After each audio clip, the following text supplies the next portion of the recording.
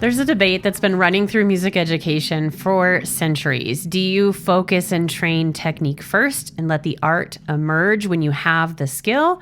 Or do you let art and artistic expression lead and add and supplement with technique to follow? Today, I want to tell you why that is the wrong question entirely. Have you ever practiced something so technical or so much technique that when you started to play, you just felt like mechanical, like a robot, an AI version of yourself, and you lost the joy somewhere in the scales and the exercise and the repetition? Or have you gone the other direction, just played from your heart, but felt like you didn't know what you were doing and that your technique was holding you back from expressing the language and holding the music essentially hostage? Wouldn't it be a game changer to have a framework where your technique serves your expression and where your expression pulls in your technique instead of the two competing or canceling each other out? So then, what if art and craft weren't opposites, but partners that supplement each other, need each other, and feed each other? If we haven't met, I'm EP Archer, and I help committed adults over 30 who play an instrument or sing create beautiful tone and unshakable confidence without compromising who they are or the music they love. And in this series, we are quoting Stravinsky every single day. I hope you're enjoying it. The Poetics of Music is one of my favorite books. And although it can get heady and intellectual, when you distill the ideas, it's about the heart and soul of music and allowing free expression and individuality and connection, no matter what your skill level and your technique level. Stravinsky says, the art of music, which is at one and the same, a science and an art, finds its outlet in precise and formal musical thought. The more it submits to the limitations imposed on it, the more it is free. And we've touched on this in other episodes where when we give ourselves a format, a form, a structure, a chord, an arpeggio, a note, we all of a sudden are free and can really work with that to both express artistically and to hone in on a technical goal. Both are possible, both are necessary. Stravinsky's synthesis of craft and expression and art are inseparable. The discipline is not our cage, it's where we find our foundation of freedom. Because without the craft, we have no vehicle for expression. And without the expression, our craft has no soul. Stravinsky believed this completely, and his own work proves it. One of my favorite examples of this is Nadia Boulanger. She's the legendary teacher of Stravinsky, Piazzolla, Copland, Philip Glass, Quincy Jones. I know you've heard of these composers. Her philosophy was learn everything first, know the rules completely, then break them with intelligence and intention. She drilled counterpoint mercilessly, not to produce academic musicians, but to produce artists who could do anything they choose from a place of deep knowledge.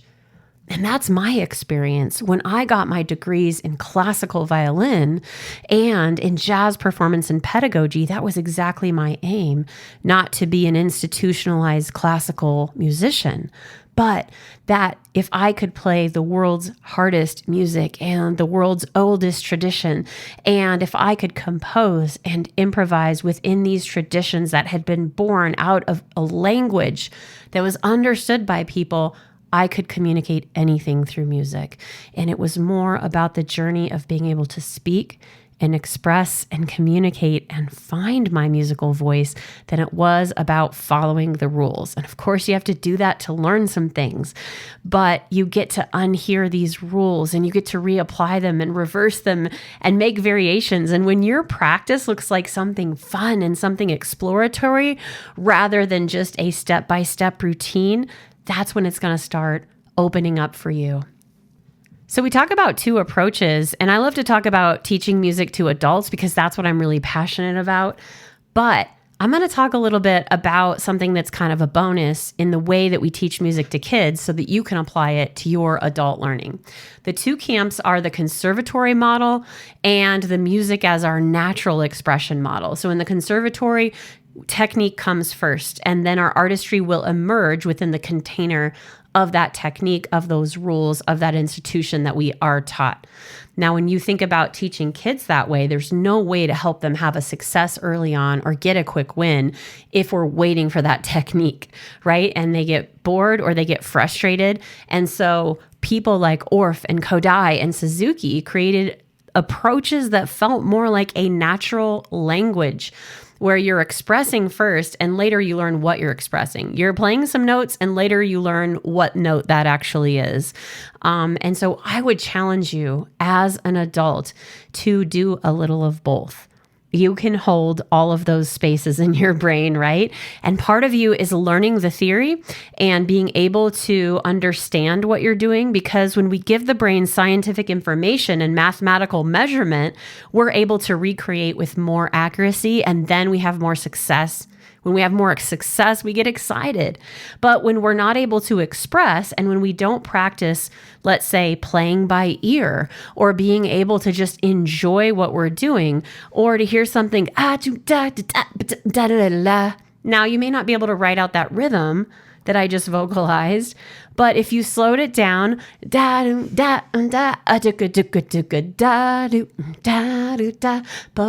we can slow it down just like a strumming pattern. You can emulate it before you're able to notate it, before you're able to read it from a tablature or staff or notation. So it's so important to do both. I feel like guitarists are really great at this, right? If you are the average guitarist learning music in America, you are learning through ear, through YouTube videos, through tablature, through watching live performances, and through your own kind of method and technique. Now, we don't always do that with instruments like the violin or the piano because it's so much harder.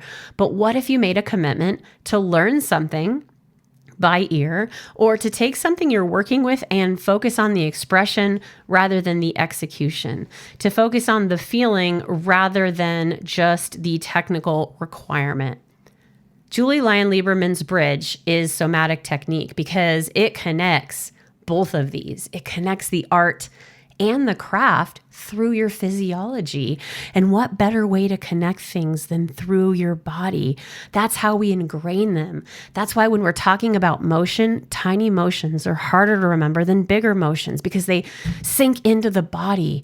And when you can shift your body and your physiology, you can shift your life. And if you can shift your life, you can shift your music so much easier, right? So feeling your instrument or your voice through your body is the expressive act. So the way you hold your bow, how it feels, the way the breath feels in your lungs and your diaphragm supporting it, the weight you release into a note. These aren't separate from making music. They are music making as craft and art meeting in the body.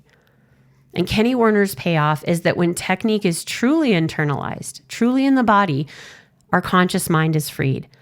So we can take one simple exercise, ingrain it so that our left hand isn't thinking of it, our right hand isn't thinking of it.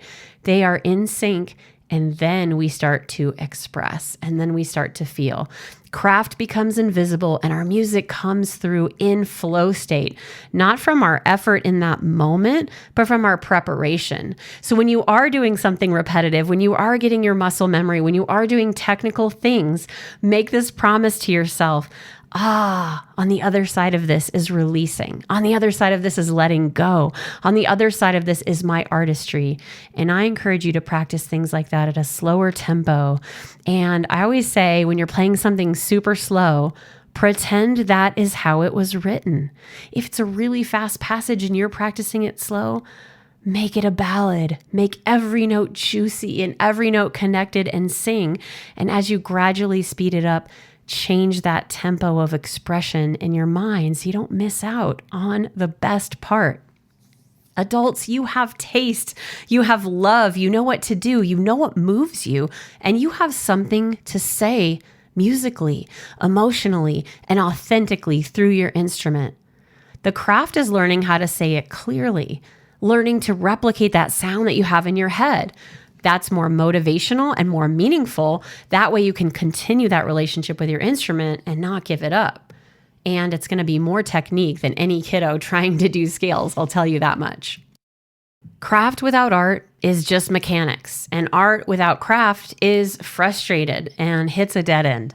But when they work together, when our technique is so internalized that it just disappears, we enter flow state. The instrument comes through us, not from us. Every scale, every exercise, every open string, every melody is in service of the moment and the flow. So give your technical work a musical destination so it doesn't have to be a chore. So here's how we're going to apply this today. You're going to take an exercise, a scale, a warm-up, a melody, you choose.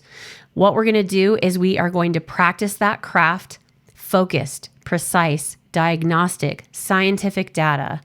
And we're going to have enough of those repetitions in your 5-minute section. So pick something short enough that you can play from memory or sing from memory and that you'll be able to do well in a short amount of time. Play it until it is ingrained. Then take some deep breaths, recenter, ground, and we're going to play it expressively. Now, the next day, I want you to go back and do this exercise backwards. When you start the repetitions, I want you to play it expressively as you start. Every note is the most beautiful, juicy note. It's connected to emotion. Sometimes with my students, I'll have them write a story or create an image or a tiny mind movie about what they're playing. If it's personal to you, all the better. If you had a bad argument with someone or you're not feeling great about yourself or something's coming up, perfect. Use it. It's like we say in sports, when the other team makes a mistake, the ball goes somewhere wonky, use it, right? Don't let that fall to the ground. And I think of that every time I'm having an emotional struggle or something that's very difficult in my life. Use it. Allow myself to speak it through music, to share it with myself, with my instrument, and hopefully to connect with my audience, with my students, and with the rest of us on this amazing and crazy human journey. So go through the exercise both ways. Every musician you've ever admired does both things, the deep craft and the fully alive artistry. You can combine them immediately by just slowing down and being in the moment, or you can layer them after the technique becomes automatic. I say try both. They're both rewarding in different ways. So give yourself an artistic and musical, authentic reason to practice differently. Try this exercise. Come and tell us what you noticed. You can find me on Facebook, EP Archer. If you're a violin player and you're ready to have amazing tone and connect with people who are doing the exact same thing, grab our group, facebook.com/group/adult violins, and I will see you there. Remember, your best music is on the other side.